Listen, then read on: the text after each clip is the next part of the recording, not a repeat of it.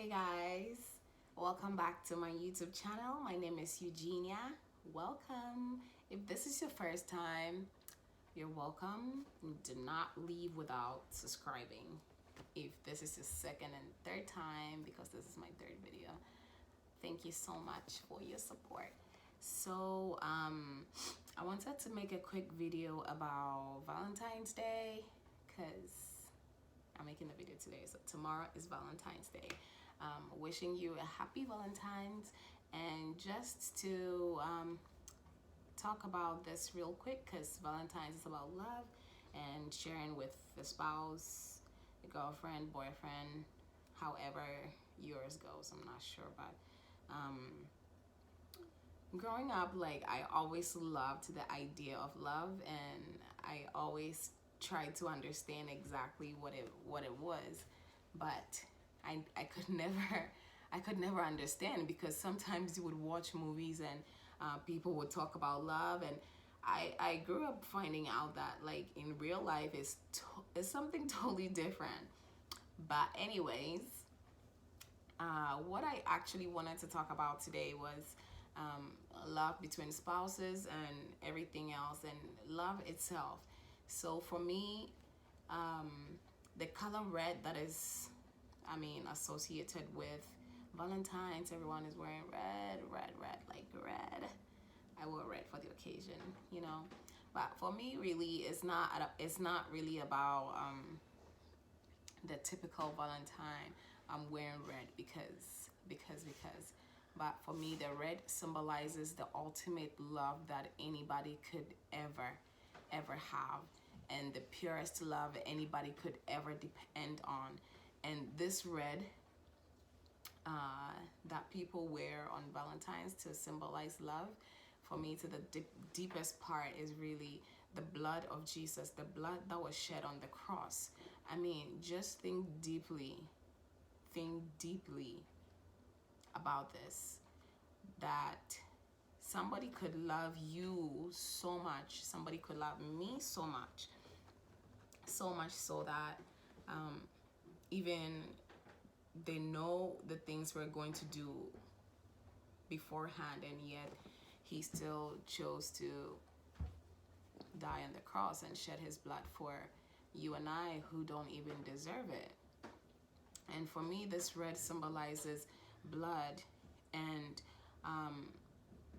we live in a generation where a lot of people are saying, oh, nobody loves nobody no more, nobody loves, and everyone is trying to be in their relationship like they have one foot in, and they have like their eye on the lookout, like this, like, I need to protect myself, otherwise I need to do this, otherwise. Whereas the true love that was really an example set for us was the kind of love that is, it's a total self-denial. It's like, okay, even if this person does this towards me, I'm still gonna choose to sacrifice my heart. I'm still gonna choose to sacrifice myself so that they can receive what I actually have for them, which is the salvation we receive when we accept what Jesus Christ did for us on the cross. And mind you, this love we're talking about carried so much of your burden, carried your death, carried yours and my death, so that we can have life. And for us, okay. Anyways, as I was saying, and this love really is a love that was really expensive. This red that we wear today to symbolize Valentine is a love that, for some of us, not everybody accepts this, but for some of us, it's a love that came at a heavy price. So ask yourself today, you say you love, do you really love? Or, do you love because it feels convenient? Even I am doing this video, there are some days where I feel like, oh God, I can't do this. But ask yourself, really, do I really love people? And it doesn't have to be just a spouse or a boy or girlfriend. It can be family, your dad, your mom, your friends, anybody. So just ask yourself, do you really love whom you text all the time? It's easy to send a text, oh, I love you, love you, love you. Like, it's really easy to do that. But have you got, Corinne, can I please finish this video? Thank you. It's easy to text it, but have you really acted on love? Let me read 1 Corinthians. I think it's 3 verse 8 thereabout. Give me 1 second, sorry. And I mean, I'm pretty sure you know exactly what I'm about to read. Love is patient, love is kind, love is not rude, love does not boast. 1 Corinthians 3, let me go to verse 8.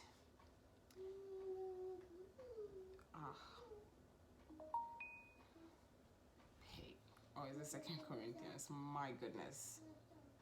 Let's check 2 Corinthians verse 3, chapter 8 verse 3.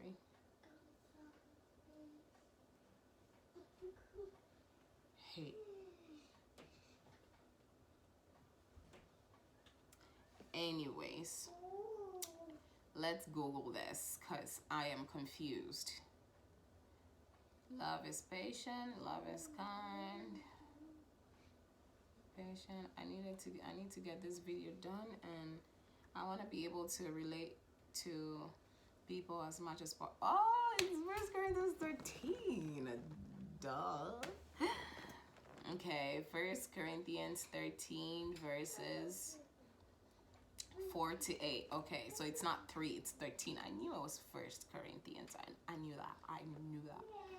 So it says, love is patient, love is kind. It does not envy, it does not boast. It is not rude, it does not dishonor others. It is not self-seeking. It is not easily angered. It keeps no record of wrongs. Love does not delight in evil, but rejoices with the truth. It always protects, always trusts, always hopes, always perseveres. Love never fails. But where there are prophecies, they will cease. Where there are tongues, they will be stilled. Where there is knowledge, it will pass away.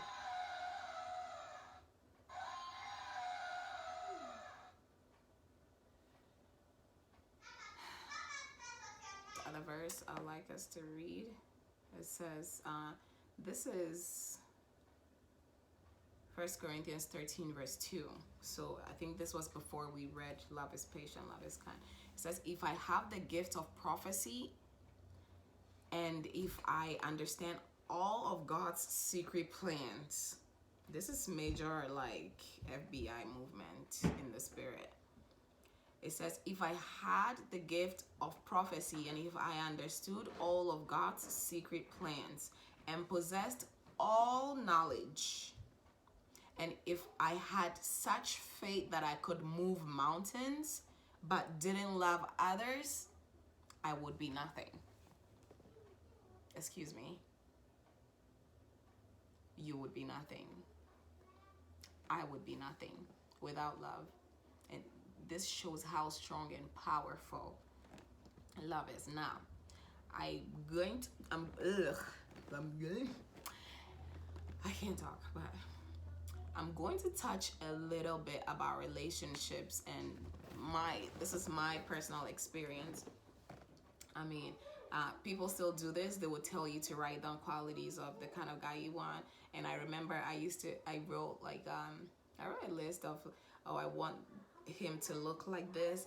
I want a guy who is patient. I like to have a man who is kind. I like to have a man who can understand me, a guy who can be gracious with me, who likes to pamper, like a guy who just understands my love language, somebody who is like ready to do life with me, like through thick and thin, somebody who's gonna fight for me, like, you know. I mean, I think I wrote down so many other qualities. A guy who can play instruments, one who likes to exercise, one who likes to eat healthy. I mean, I want him to look this way. I want him to look that way. I think I wrote quite a few down. And right along the line, I used to listen to sermons and I mean, motivational speakers when I was getting ready for marriage and praying about it.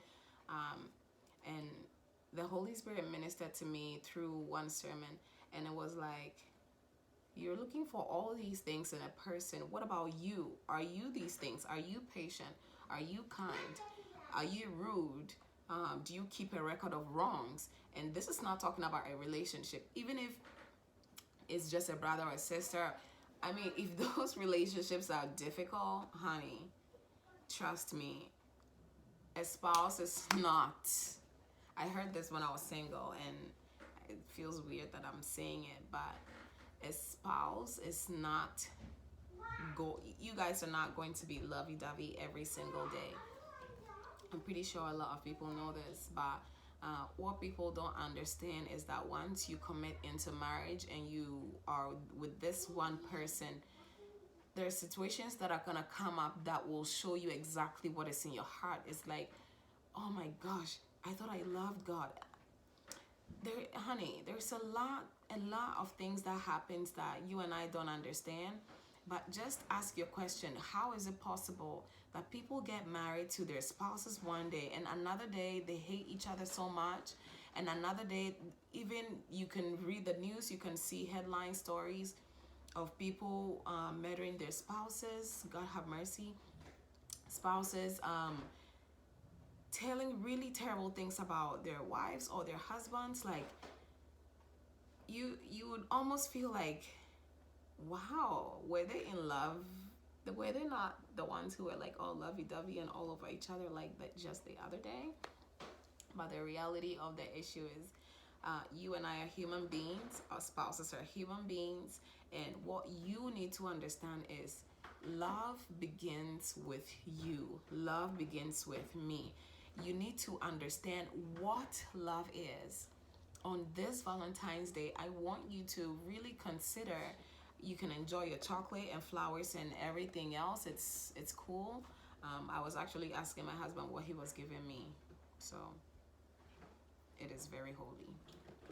Anyways, you can enjoy all these things, but you need to understand that these things are very, very temporary, and they have no bearing. They do not satisfy the human heart at all. We're human, and we naturally crave love because we are created from the image of God. And because God himself is love, how exactly are you gonna know how to love if you don't know the essence of love? If you don't know him? This is my point. You need to know God so that you know exactly how you can be exactly what he's created you to be. You can understand. And sometimes you might encounter people who, I mean, let's be serious. You and me, we're not perfect.